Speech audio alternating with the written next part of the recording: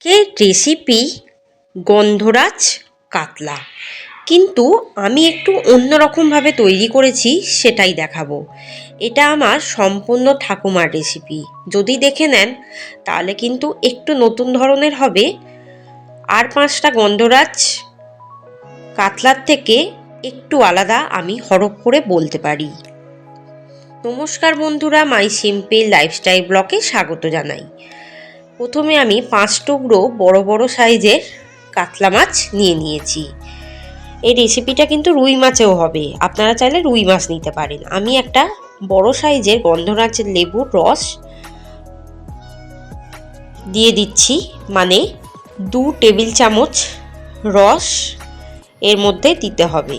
গন্ধরাজ লেবু বড় হয়, তার অর্ধেকটা আমি দিয়ে দিলাম, আর অর্ধেকটা রেখে দেবো। আর দিয়ে দেবো 1 টেবিল চামচ হলুদ গুঁড়ো, 1 টেবিল চামচ লঙ্কার গুঁড়ো দিয়ে ভালোভাবে ম্যারিনেট করে প্রায় 3 ঘন্টা কিন্তু রুম টেম্পারেচারে রেখে দিতে হবে।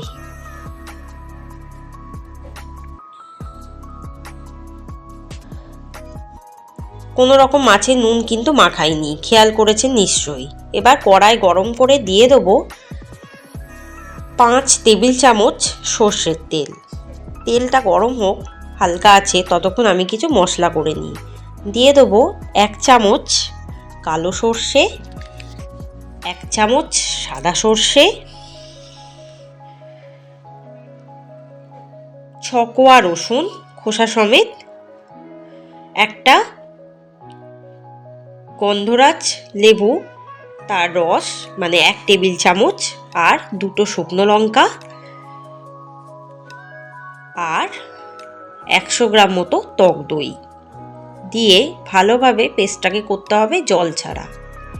জল দেয়া যাবে না কিন্তু, সেটা আপনি মিক্সারেই বাটুন আর শিলেই বাটুন। তেল গরম হয়ে গেছে, এবার আমি মাছগুলো ভেজে নেবো। একটা একটা করে মাছ কিন্তু ভাজতে হবে। যেহেতু আমি মাছে নুন মাখাইনি, তাই মাছ কিন্তু ভেঙে যাবে না। দেখুন আমি এভাবেই কিন্তু পেস্টটা করে নিয়েছি। যেহেতু দই দেওয়া আছে তাই জলীয় ভাবও আছে। এবার একটা পিঠ হলে অপর পিঠ কিন্তু ভাজতে হবে, আর খুব লাল লাল করে ভাজতে হবে।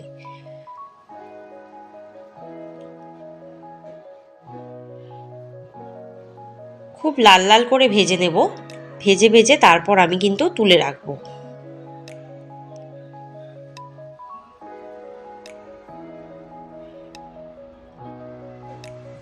এবার ওই তেলেই বাকি মাছগুলো আমাকে ভেজে নিতে হবে।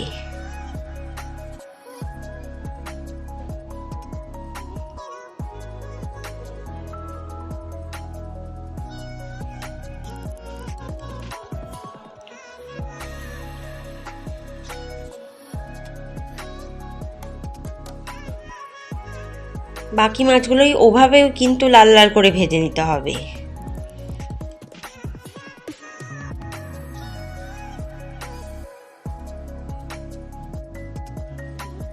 এবার বাকি মাছগুলো কিন্তু ভাজা হয়ে গেছে, আমি তুলে রাখছি।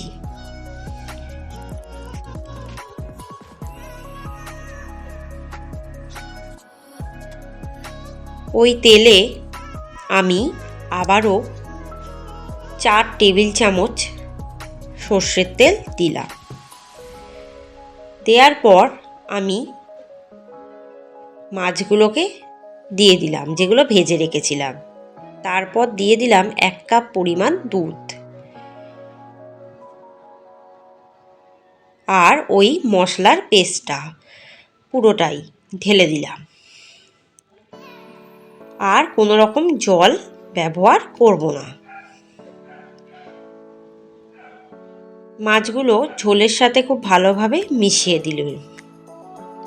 খুব ভালোভাবে ওপর নিচ করে মিশিয়ে দিতে হবে, যাতে ঝোলটার সাথে মাছগুলো মিশে যায়, ঝোলটা মাছের মধ্যে ঢোকে, তার জন্য।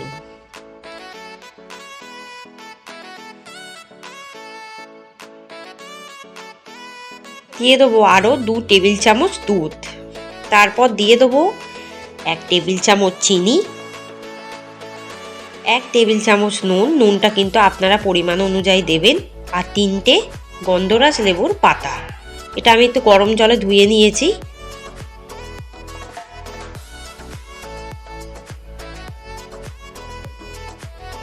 নুনটা অবশ্যই নিজেদের স্বাদ অনুসারে চেক করে নেবেন, আর গন্ধরাজ পাতাটা যাতে ঝোলের সাথে মিশে যায় সেদিকেও লক্ষ্য রাখতে হবে।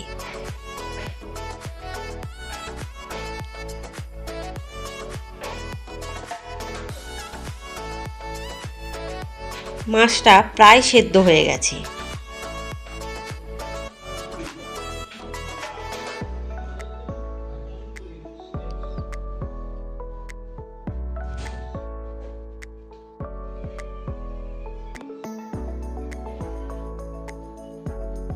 এবার মাছটা একটু উল্টে পাল্টে দেবো যাতে দু পিঠই খুব ভালোভাবে সিদ্ধ হয়ে যায়।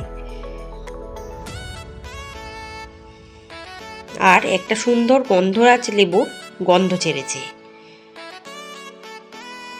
এবার ব্যাস নামিয়ে সার্ভ করে দেবো, তাহলেই কিন্তু রেডি। ঝোলটা এরকমই থাকবে, খুব বেশি পাতলা হবে না, খুব বেশি ঘনও হবে না, এভাবেই নামিয়ে দেবেন। আশা করি এই রেসিপিটা ভালো লাগবে। যদি ভালো লাগে অবশ্যই আমার চ্যানেলে সাবস্ক্রাইব করবেন। কমেন্টের মাধ্যমে জানাতে কিন্তু ভুলবেন না। ভালো থাকবেন, সুস্থ থাকবেন, আমার প্রতিটি রেসিপি দেখতে থাকবেন, কমেন্টে জানাতে থাকবেন। সাবস্ক্রাইব তো অবশ্যই করবেন, আর শেয়ার তো করবেনই আমার চ্যানেলটিকে।